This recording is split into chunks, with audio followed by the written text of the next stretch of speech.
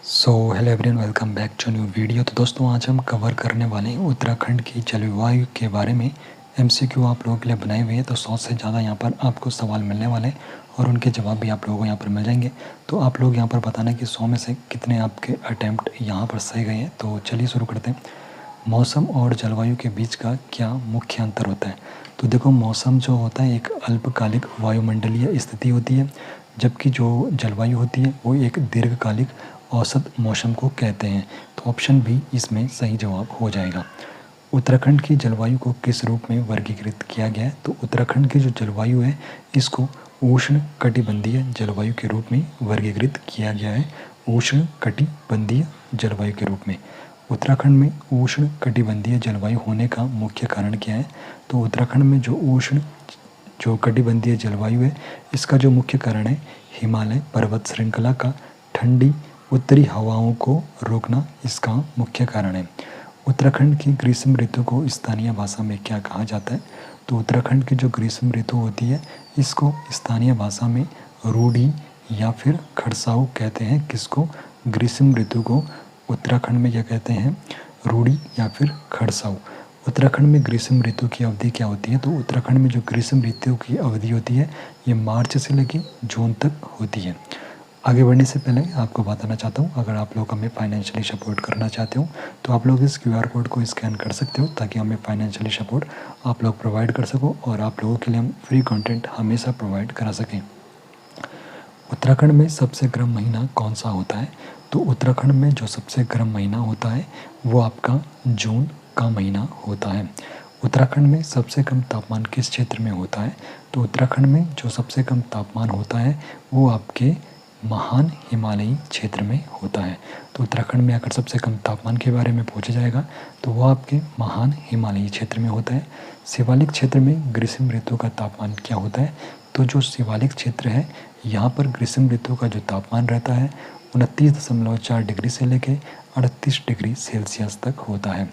उत्तराखंड में वर्षा ऋतु को स्थानीय भाषा में क्या कहते हैं? उत्तराखंड में वर्षा ऋतु को स्थानीय भाषा में कहते हैं क्या? बसकाल या फिर चौमासा। उत्तराखंड में वर्षा ऋतु को कहते हैं बसकाल या फिर चौमासा। उत्तराखंड में वर्षा ऋतु की अवधि क्या होती है? तो उत्तराखंड में जो वर्षा ऋतु की अवधि होती है ये मध्य जून से लेकर अक्टूबर तक उत्तराखंड में वर्षा ऋतु की ये अवधि रहती है। उत्तराखंड में अधिकांश वर्षा किस मानसून से होती है? तो उत्तराखंड में जो अधिकांश वर्षा होती है बंगाल की खाड़ी का जो मानसून होता है उसके द्वारा होती है। अरब सागर से आने वाला मानसून उत्तराखंड तक कम क्यों पहुंच पाता है? तो देखो, जो अरब सागर से मानसून आता है उत्तराखंड तक वो कम पहुंचता है क्योंकि राजस्थान में अरावली पर्वत श्रेणी से टकराने के कारण वो मानसून वापस लौट जाता है, जिसकी वजह से ये पूरी तरह से उत्तराखंड में नहीं पहुंच पाता है। उत्तराखंड में औसत वार्षिक वर्षा कितनी होती है? तो उत्तराखंड में जो औसत वार्षिक वर्षा होती है 150 सेंटीमीटर से 200 सेंटीमीटर तक होती है। उत्तराखंड के किस क्षेत्र में सर्वाधिक वर्षा होती है? तो उत्तराखंड का जो ये वाला शिवालिक एरिया, भाबर और तराई क्षेत्र वाला जो एरिया होता है यहाँ पर ज़्यादा वर्षा होती है। शिवालिक, भाबर और तराई क्षेत्र में, इन क्षेत्रों में उत्तराखंड में सर्वाधिक वर्षा होती है। उत्तराखंड में सबसे कम वर्षा किस क्षेत्र में होती है? तो सबसे कम जो वर्षा होती है वृद्ध हिमालय क्षेत्र में होती है। उत्तराखंड में वर्षा की मात्रा किस दिशा में बढ़ने पर घटती है? तो उत्तराखंड में जो वर्षा की मात्रा है अगर दक्षिण से उत्तर की तरफ और पूर्व से पश्चिम की ओर जाए तो इस तरफ यहाँ पर वर्षा की मात्रा घटती है। उत्तराखंड में सर्वाधिक वर्षा वाला स्थान कौन सा है? तो उत्तराखंड में जो सर्वाधिक वर्षा वाला स्थान है नरेंद्र नगर, जो कि टिहरी गढ़वाल जिले के अंतर्गत आता है। नरेंद्र नगर में औसत वार्षिक वर्षा कितनी होती है?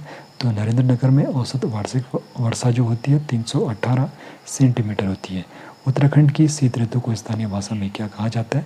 तो उत्तराखंड की जो शीत ऋतु होती है इसको स्थानीय भाषा में सद या फिर शीतकला कहा जाता है। उत्तराखंड में शीत ऋतु की अवधि क्या होती है? तो शीत ऋतु की जो अवधि होती है मध्य अक्टूबर से मध्य मार्च तक उत्तराखंड में शीत ऋतु की अवधि होती है। उत्तराखंड में सबसे ठंडा महीना कौन सा होता है? तो उत्तराखंड में सबसे ठंडा महीना जनवरी का होता है। शीतकाल में वर्षा किन जिलों में होती है? तो शीतकाल के समय वर्षा उत्तराखंड के टिहरी, पौड़ी, अल्मोड़ा और देहरादून जनपदों में होती है।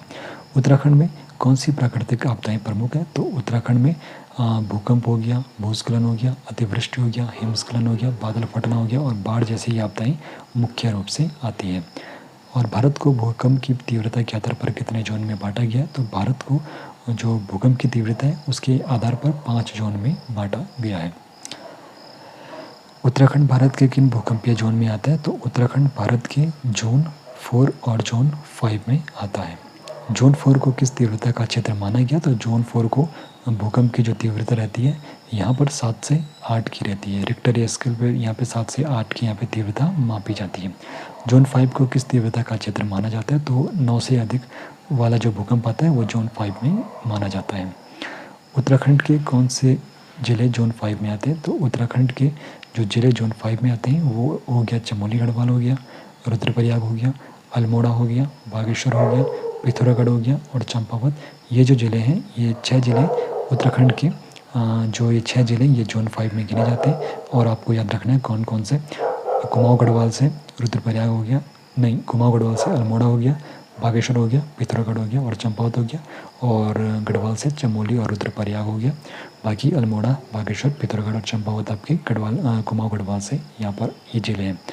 और भूकंप आने का जो मुख्य कारण क्या है? तो देखो हिमालय का नवीन क्षेत्र होना और प्लेटों का खिसकना भूकंप आने का उत्तराखंड में मुख्य कारण माना जाता है। किस फॉल्ट लाइन पर टिहरी डैम स्थित है? जो टिहरी डैम स्थित है ये उत्तरकाशी टिहरी फॉल्ट में स्थित है। और सुंदरलाल बहुगुणा ने किस कारण टिहरी डैम का विरोध किया था? तो यह एक फॉल्ट लाइन पर स्थित था, इसीलिए क्या किया था? सुंदरलाल बहुगुणा ने टिहरी डैम का विरोध किया था। उत्तराखंड में कितने भूकंप मापी स्टेशन है? उत्तराखंड में वर्तमान में 3 भूकंप मापी स्टेशन है। उत्तराखंड के जो भूकंप मापी स्टेशन है वो देहरादून में है, टिहरी में है और चमोली के गरुड़गंगा में है। देहरादून, टिहरी और चमोली के गरुड़गंगा में उत्तराखंड के भूकंप मापी स्टेशन है। 1803 में उत्तरकाशी में आई भूकंप की तीव्रता कितनी थी? 1803 में जो उत्तरकाशी में भूकंप आया था उसकी तीव्रता रिक्टर स्केल पर 6 मापी गई थी। गढ़वाल में 1803 में आई सबसे विनाशकारी भूकंप की तीव्रता कितनी थी? तो गढ़वाल में जो 1803 में सबसे विनाशकारी भूकंप आया था रिक्टर स्केल पर उसकी जो तीव्रता थी 9 आंकी गई थी। और 1803 की बद्रीनाथ भूकंप ने किस राजा को कमज़ोर कर दिया था? जिसने गोरखाओं ने गढ़वाल पर आधिपत्य भी जमा लिया था। तो 1803 का जो बद्रीनाथ भूकंप आया था तो उसने प्रद्युमन शाह को काफ़ी कमज़ोर कर दिया था, क्योंकि जानमान की हानि काफ़ी ज़्यादा हो गई थी। जिसके बाद जो गोरखा आक्रमणकारी थे उन्होंने गढ़वाल पर आक्रमण कर लिया और यहाँ पर फिर शासन उनका स्थापित हो गया। भूस्खलन की प्रमुख कारण क्या है? अत्यधिक वर्षा, सड़क का निर्माण और पेड़ों की जो कमी है, यहाँ पर ये भूस्खलन के प्रमुख कारण माने जाते हैं। मालपा भूस्खलन किस जनपद में हुआ था? तो मालपा जो भूस्खलन हुआ था ये पिथौरागढ़ जनपद में हुआ था। मालपा भूस्खलन की घटना किस तारीख को हुई थी? तो मालपा भूस्खलन की जो घटना हुई थी 1998 में, 18 अगस्त 1998 को मालपा भूस्खलन की ये घटना हुई थी।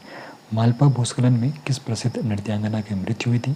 तो मालपा जो भूस्खलन हुआ था इसमें प्रतिमा बेदी जो ये प्रसिद्ध नृत्यांगना थी इनकी क्या हुई थी? मृत्यु हुई थी। 18 अगस्त 1998 को मालपा भूस्खलन हुआ था पिथौरागढ़ में। मालपा भूस्खलन के बाद भारतीय सेना द्वारा कौन सा बचाव कार्यक्रम चलाया गया? तो मालपा भूस्खलन के बाद भारतीय सेना के द्वारा ऑपरेशन ब्लू एंजल ये वाला बचाव कार्यक्रम चलाया गया था। केदारनाथ आपदा किस वर्ष आई थी? तो केदारनाथ आपदा जो आई थी वर्ष 2013 में आई थी, 16-17 जून 2013 को। केदारनाथ आपदा का मुख्य कारण क्या था? तो देखो अतिवृष्टि और बादल फटना केदारनाथ आपदा का मुख्य कारण माना जाता है। केदारनाथ आपदा किस तारीख को हुई थी? तो 16-17 जून 2013 को केदारनाथ आपदा हुई थी। केदारनाथ आपदा में किस ग्लेशियर का हिमखंड टूटकर चौड़ाबाड़ी ताल में गिरा था? तो केदारनाथ आपदा में जो चौड़ाबाड़ी ग्लेशियर है इसका यहाँ पर हिमखंड टूटकर चौड़ाबाड़ी ताल में गिरा था। चौड़ाबाड़ी ताल का दूसरा नाम क्या है? तो चौड़ाबाड़ी जो ताल है इसको गांधी सरोवर के नाम से भी जाना जाता है। केदारनाथ आपदा में किस नदी में भीषण बाढ़ आई थी? तो केदारनाथ आपदा में मंदाकिनी जो नदी है इसमें भीषण बाढ़ आई थी। केदारनाथ आपदा के बाद भारतीय सेना द्वारा कौन सा बचाव कार्य चलाया गया था? तो केदारनाथ आपदा के बाद भारतीय सेना के द्वारा ऑपरेशन सूर्य होप चलाया गया था। केदारनाथ आपदा में भारतीय वायुसेना का कौन सा हेलीकॉप्टर दुर्घटनाग्रस्त हुआ था? तो केदारनाथ आपदा में भारतीय सेना का M17 जो ये वायुयान था, ये जो हेलीकॉप्टर था ये दुर्घटनाग्रस्त हुआ था। चमोली हिमस्खलन की घटना किस वर्ष हुई थी? तो चमोली जो हिमस्खलन हुआ था ये वर्ष 2021 में हुआ था। चमोली हिमस्खलन की घटना किस तारीख को हुई थी? तो चमोली जो हिमस्खलन हुआ था 7 फरवरी 2021 को चमोली में हिमस्खलन हुआ था, 7 फरवरी 2021 को। चमोली हिमस्खलन का कारण क्या था? तो त्रिशूल पर्वत से हिमखंड के टूटने के कारण क्या हुआ था? चमोली हिमस्खलन हुआ था। चमोली हिमस्खलन के कारण किस नदी में अचानक बाढ़ आई थी? तो चमोली हिमस्खलन के कारण जो ऋषिगंगा नदी है इसमें अचानक बाढ़ आ गई थी। ऋषिगंगा नदी किस नदी की सहायक नदी है? तो ऋषिगंगा जो नदी है ये धौलीगंगा, पश्चिमी जो धौलीगंगा है इसकी सहायक नदी है। उत्तराखंड के किस जोन में देहरादून, टिहरी, उत्तरकाशी, नैनीताल और उधम सिंह नगर जिले हैं? तो ये आपके जोन 4 में आते हैं। तो उत्तराखंड के ये जिले जोन 4 में आते हैं, देहरादून, टिहरी, उत्तरकाशी, नैनीताल और उधम सिंह नगर। भारत में भूकंप के संदर्भ में नवीन क्षेत्र किसे माना जाता है? तो जो हिमालयी क्षेत्र है ये भारत के संदर्भ में नवीन क्षेत्र है। हिमालयी क्षेत्र में भूकंप के लिए कौन सी भूगर्भीय प्लेटें जिम्मेदार है? तो ये है दक्षिणी प्लेटें। हिमालयी क्षेत्र में भूकंप के लिए जो दक्षिणी भूगर्भीय प्लेटें हैं ये जिम्मेदार मानी जाती हैं। 1803 के विनाशकारी भूकंप के कारण गढ़वाल के राजा प्रद्युमन शाह पर क्या प्रभाव पड़ा था? वे कमज़ोर हो गए थे, जिसने गोरखाओं को यहाँ पर आक्रमण करने का मौका दे दिया था। भूस्खलन को रोकने के लिए क्या एक प्रभावी उपाय है? तो भूस्खलन रोकने के लिए पेड़ों को लगाना होगा। और मालपा भूस्खलन के समय कौन से तीर्थयात्री प्रभावित हुए थे? तो कैलाश मानसरोवर के जो तीर्थयात्री थे मालपा भूस्खलन के समय वो प्रभावित हुए थे। केदारनाथ आपदा के समय मंदाकिनी नदी में आई बाढ़ का कारण क्या था? तो चौड़ाबाड़ी ताल का टूटना एक मुख्य कारण था, जिससे मंदाकिनी नदी में बाढ़ आ गई थी। उत्तराखंड में किस दिशा की ओर बढ़ने पर वर्षा की मात्रा घटती है? तो दक्षिण से दक्षिण से उत्तर की तरफ और पूर्व से पश्चिम की तरफ जब यहाँ पर बढ़ते हैं तो यहाँ पर वर्षा की मात्रा घटती है। उत्तराखंड में भूस्खलन का एक और मुख्य कारण क्या है? तो पहाड़ों की कटाई और उनका खोखला होना इसका एक मुख्य कारण है। उत्तराखंड में किस महीने में सर्वाधिक वर्षा होती है? तो ये जो वर्षा होती है अगस्त और सितंबर के मध्य उत्तराखंड में सर्वाधिक वर्षा होती है। उत्तराखंड में शीत ऋतु के दौरान सूर्य किस रेखा पर होता है? तो उत्तराखंड में जो शीत ऋतु होती है तो जो सूर्य होता है ये रहता है मकर रेखा में। किस आपदा के दौरान भारतीय सेना ने ऑपरेशन सूर्य होप चलाया था? तो केदारनाथ आपदा के वक्त जो ऑपरेशन सूर्य होप चलाया था सेना ने चलाया था। 25 जून को M17 हेलीकॉप्टर दुर्घटना कहाँ हुई थी जिसमें सैनिक भी शहीद हुए थे? तो ये गौरीकुंड के समीप हुए थे। चमोली हिमस्खलन के कारण किस गांव में अत्यधिक तबाही हुई थी? तो चमोली हिमस्खलन के कारण रेणी जो गांव है यहाँ पर अत्यधिक तबाही देखने को मिली थी। देहरादून में ग्रीष्म ऋतु का तापमान सामान्यतः कितना रहता है? तो ये 30 से 35 डिग्री सेल्सियस रहता है, लेकिन अब धीरे धीरे तापमान में बढ़ोतरी देखने को मिल रही है। उत्तराखंड की जलवायु में हिमालय की क्या भूमिका है? तो ये ठंडी उत्तरी हवाओं को भारत में आने से रोकता है। उत्तराखंड में किस वर्ष में वर्षा कम होती है और बर्फबारी अधिक होती है? तो उत्तराखंड में किस क्षेत्र में वर्षा कम होती है? तो वर्षा कम होती है वृद्ध हिमालय क्षेत्र में, यहाँ पर वर्षा कम होती है और बर्फबारी यहाँ पर अधिक होती है। बंगाल की खाड़ी के मानसून को उत्तराखंड में वर्षा करने में क्यों कोई बाधा नहीं होती है? क्योंकि यह सीधा हिमालय से टकराता है। उत्तराखंड में सबसे अधिक वर्षा किस महीने में होती है? तो उत्तराखंड में जो सबसे अधिक वर्षा होती है ये अगस्त और सितंबर के महीने में होती है। उत्तराखंड में भूस्खलन का एक मानव निर्मित कारण क्या है? तो सड़क निर्माण के लिए पहाड़ों की कटाई उत्तराखंड में भूस्खलन का एक प्रमुख कारण माना जाता है। किस वर्ष के भूकंप ने गढ़वाल के राजा प्रद्युमन शाह को गोरखाओं के सामने कमजोर कर दिया था? 1803 में जो भूकंप आया था बद्रीनाथ में उसने। और बसकाली चौमासा किस ऋतु का स्थानीय नाम है? तो ये है आपका वर्षा ऋतु का। सद या शीतकला किस ऋतु का स्थानीय नाम है? तो ये है आपका शीत ऋतु का। रूडी या फिर खड़साव किस ऋतु का स्थानीय नाम है? और ये है ग्रीष्म ऋतु का। उत्तराखंड में औसत वार्षिक वर्षा की मात्रा किस क्षेत्र में सर्वाधिक होती है? तो शिवालिक जो क्षेत्र है यहाँ पर जो औसत वार्षिक वर्षा है इसकी मात्रा यहाँ पर अधिक होती है। चमोली हिमस्खलन में किस पर्वत से हिमखंड टूटकर गिरा था? तो ये जो त्रिशूल पर्वत है यहाँ से हिमखंड टूटकर यहाँ पर गिरा था। 2013 की केदारनाथ आपदा में मंदाकिनी नदी में बाढ़ क्यों आई थी?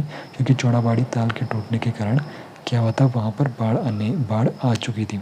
भूस्खलन के कारण मिट्टी को कौन सी चीज़ें बांधी रखती है जिसकी कमी से ये आपदा बढ़ती है? तो भूस्खलन के कारण जो पेड़ है मिट्टी को बांधे रखता है जिसकी कमी से ये आपदा बढ़ती है। और टिहरी गढ़वाल के किस स्थान पर सर्वाधिक वर्षा होती है? तो टिहरी गढ़वाल के जो नरेंद्र नगर यहाँ पर है टिहरी गढ़वाल में, तो यहाँ पर सबसे अधिक वर्षा होती है। उत्तराखंड में पूर्व से पश्चिम की ओर जाने पर वर्षा की मात्रा में क्या परिवर्तन आता है? तो यह घटती है। उत्तराखंड में सबसे अधिक भूकंपीय संवेदनशील वाले जिले कौन से हैं? तो जोन 5 में जो आते हैं वो सबसे ज़्यादा संवेदनशील जिले हैं, जिसमें कुमाऊँ के 4 जिले और 2 गढ़वाल के जिले जिसमें चमोली और रुद्रप्रयाग है। उत्तराखंड के किस ज़िले में शीतकाल में तापमान सबसे अधिक रहता है?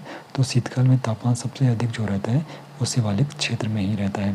भारत की भौगोलिक स्थिति के अनुसार उत्तराखंड की जलवायु कैसी होनी चाहिए थी? तो भारत की भौगोलिक स्थिति के अनुसार उत्तराखंड की जलवायु शीतोष्ण कटिबंधीय होनी चाहिए थी, लेकिन हिमालय की वजह से उष्ण कटिबंधीय है।